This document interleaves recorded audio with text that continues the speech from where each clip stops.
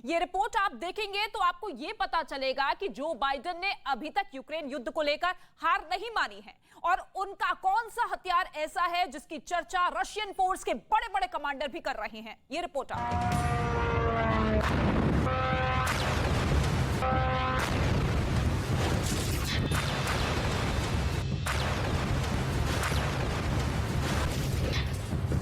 Drone attack क्या होता है? आसमान से तबाही कैसे बरसती है? ये इसका ओरिजिनल वीडियो है।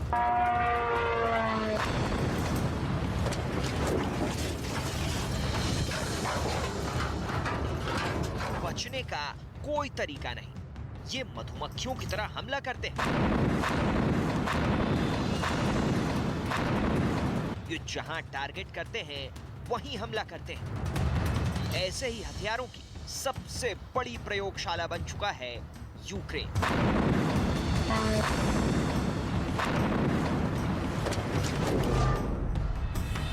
दुनिया की सबसे बड़ी प्रयोगशाला का मतलब क्या है?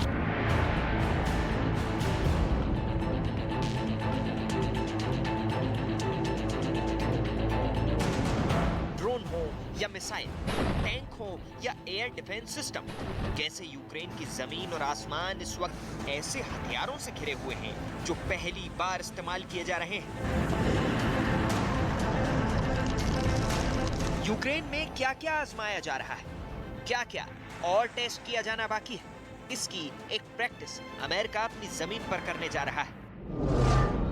ड्रोन अटैक की खूबी को आगे बढ़ाने के लिए अमेरिका ने एक बड़ा मुकाबला शुरू कर दिया है, जिसमें आजमाए जाएंगे ड्रोन सिस्टम जो बड़ी तादाद में एक साथ ऑपरेट किए जाएंगे। इसे कहते हैं स्वॉर्म ड्रोन अटैक।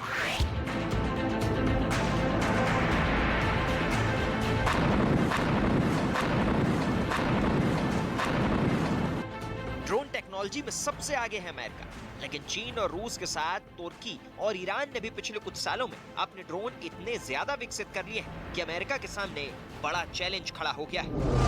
यही वजह है कि अब अमेरिका एक एक्सरसाइज में 30 से ज्यादा ड्रोन को टेस्ट करने जा रहा है।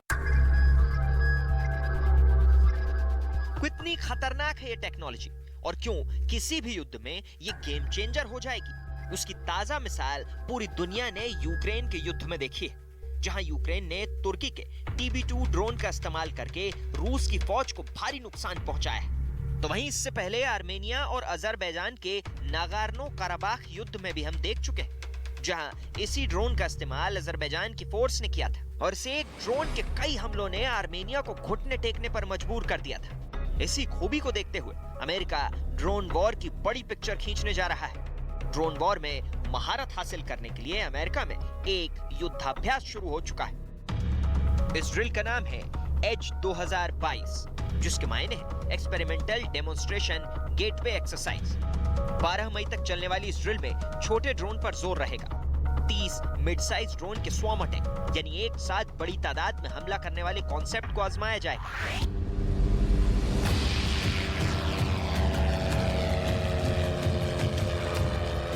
अमेरिका की ड्रोन फैक्ट्री वैसे बड़े बड़े ड्रोन जैसे ग्लोबल हॉक, प्रीडेटर और रीपर ड्रोन जैसे हथियारों के लिए मशहूर है और ऐसे ड्रोन बड़े हमलों के लिए तैयार किए गए हैं। ये ऐसे ड्रोन हैं जो हजारों फीट की ऊंचाई पर पूरे दिन भर उड़ सकते हैं। ग्लोबल हॉक 65 से 70,000 फीट की ऊंचाई पर 36 घंटे तक उड़ सकता है। प्रीडेटर 50,000 फीट की ऊंचाई पर 30 घंटे तक उड़ान भर सकता है। ये दोनों ड्रोन दुश्मन की टोह लेने वाले रोल में इस्तेमाल किए जाते रहे हैं।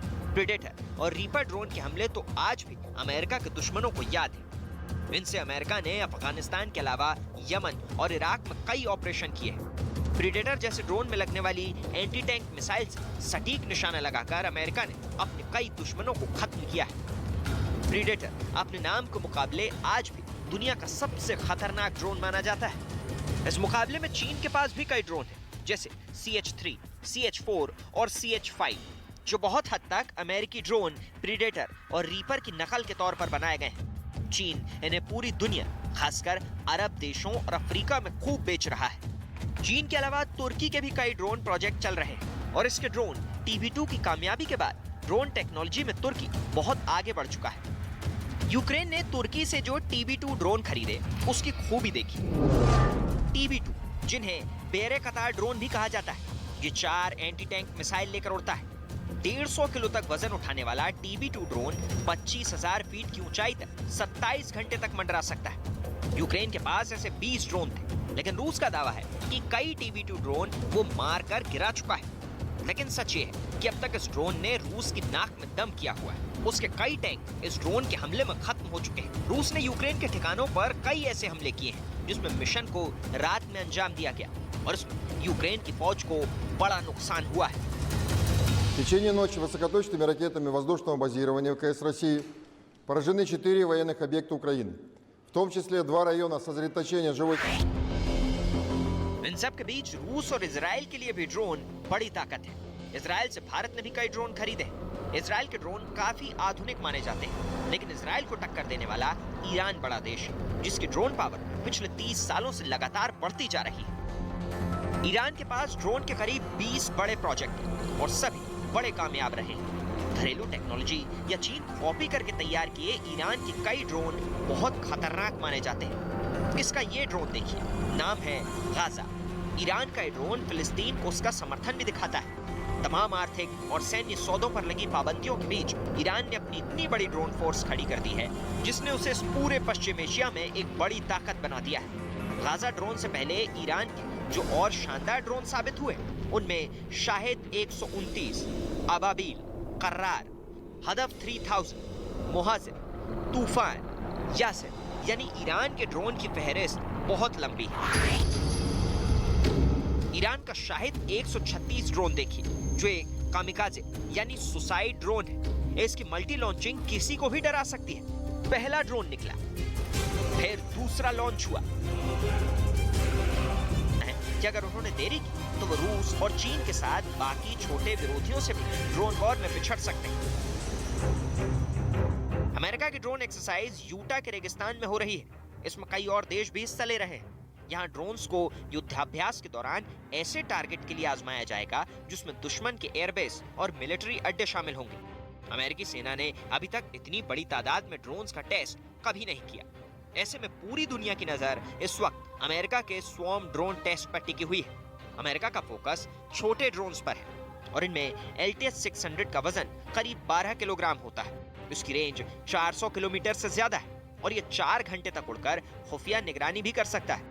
साथ ही सुसाइड मिशन को भी अंजाम दे सकता है, यानी ये दुश्मन के ठिकाने पर एक मिसाइल की तरह गिरकर उसे तबाह भी कर सकता है। एक बार लॉन्च किए जाने के बाद इन सभी ड्रोन्स को किसी हेलीकॉप्टर या फिर ग्राउंड स्टेशन से ऑपरेट किया जा सकता है। अब जरा तफसील से समझिए कि आखिर स्वॉर्म अटैक होता क्या है। जब कई ड्रोन एक साथ मिलकर एक मिशन को अंजाम देते हैं तो इस सिस्टम को ड्रोन स्वॉर्मिंग या स्वॉर्म ड्रोन टेक्नोलॉजी कहा जाता है। इनकी ज्यादा तादाद होने के पीछे की वजह यह है कि दुश्मन का एयर डिफेंस इन्हें रोकने में नाकाम रहता है। ड्रोन अटैक की यही नई टैक्टिक्स भविष्य में युद्ध के पूरे सीन को ही बदलने जा रही है।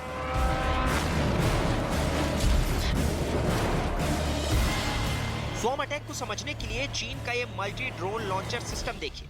इससे ड्रोन बड़ी तादाद में एक साथ निकलते हैं और फिर वो सुसाइड मिशन पर दुश्मन के ठिकाने को खोजकर उसे तबाह कर देते हैं। सैकड़ों किलोमीटर दूर बैठा ऑपरेटर इस टेक्नोलॉजी को कंट्रोल करता है और इस तरह दुश्मन के पास ऐसे हमलों से बचने का कोई रास्ता नहीं होता, क्योंकि हमला एक साथ और कई तरफ से होता है।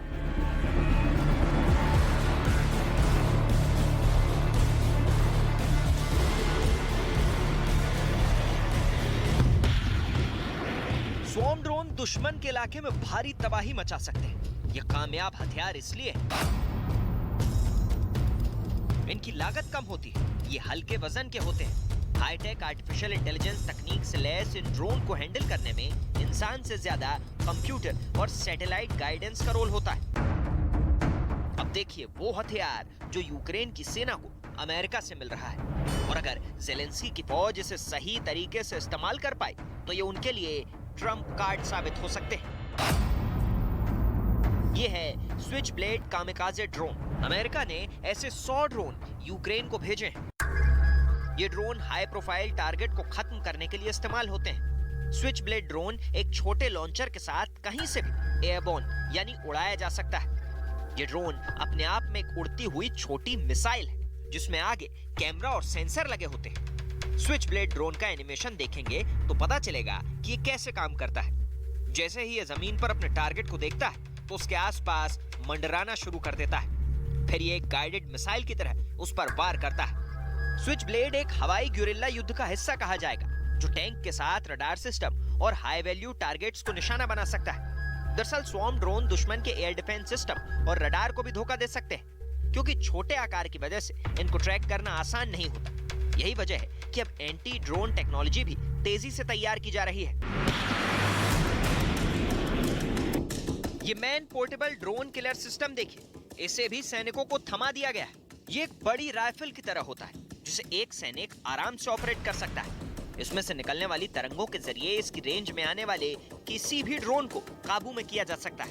इस ग्राफिक्स को देखेंगे तो समझ आएगा कि कैसे एंटी ड्रोन एंटेना राइफल, जिसे ड्रोन किलर भी कहते हैं, वो रेडियो वेव से ड्रोन की दिशा में हमला करते हैं, जिससे ड्रोन जैम हो जाते हैं और उस पर पायलट का कंट्रोल खत्म हो जाता है। अब ऐसे ही हथियार नेटो देशों से यूक्रेन को भी सप्लाई किए जा रहे हैं, ताकि रूस के ड्रोन अटैक का खतरा कम किया जा सके। लेकिन रूस के पास अमेरिका को काउंटर करने के लिए बहुत बड़ा पैकेज है, और इसे देखकर तो बाइडेन की भी रूह कांप जाएगी। आप भी सरमत मिसाइल की टेस्ट लॉन्चिंग देखिए, जिसे नेटो और अमेरिका शैतान कहा करते हैं।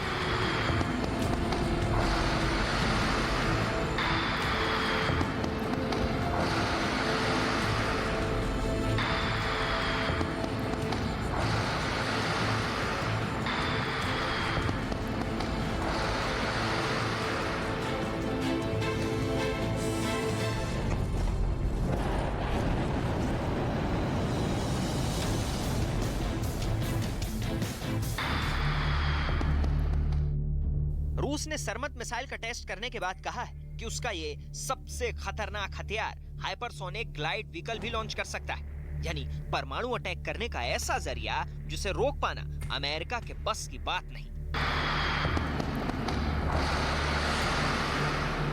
Зданием авангарда создана новая эра гиперзвукового оружия. Это, кстати сказать, сегодня ни у кого в мире стоящих на боедежурстве нет, а у нас есть. Что касается Сармата, это другой ракет.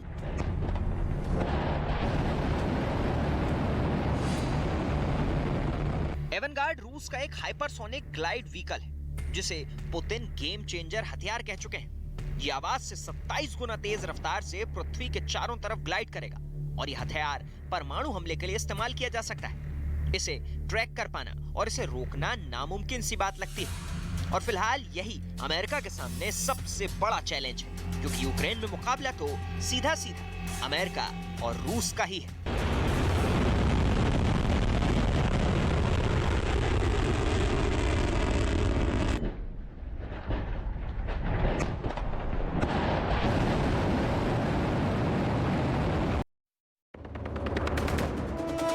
की चौथी लहर की आहट के बीच पीएम मोदी आज करेंगे मुख्यमंत्रियों के साथ वर्चुअल बैठक। कोरोना से निपटने पर होगी बात। कांग्रेस नेता दिग्विजय सिंह ने लगाया बीजेपी से जुड़े लोगों पर गंभीर आरोप, कहा गरीब मुस्लिम लड़कों को पैसे देकर पिटवाते हैं पत्थर। बीजेपी ने कहा मुस्लिम समुदाय को बदनाम कर रहे हैं दिग्विजय। दिल्ली में फिर चलेगा बुलडोजर। साउथ एमसीडी के मेयर और कमिश्नर आज जैतपुर, सरिता विहार और मदनपुर खादर में अवैध अतिक्रमण का लेंगे जायजा। शाहीन बाग के अवैध अतिक्रमण पर भी चल सकता है बुलडोजर।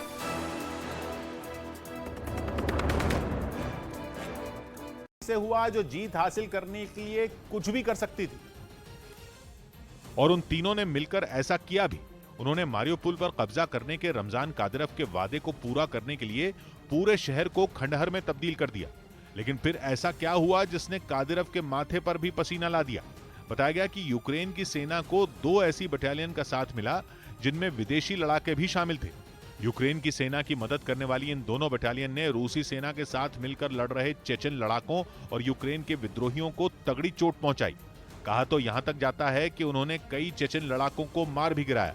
और यही बात पुतिन के वफादार चेचन कमांडर कादिरव को नागवार गुजरी। उन्होंने जेलेंस्की की मददगार दोनों बटालियन के आकाओं की खबर देने वाले के लिए बड़े इनाम का ऐलान कर दिया।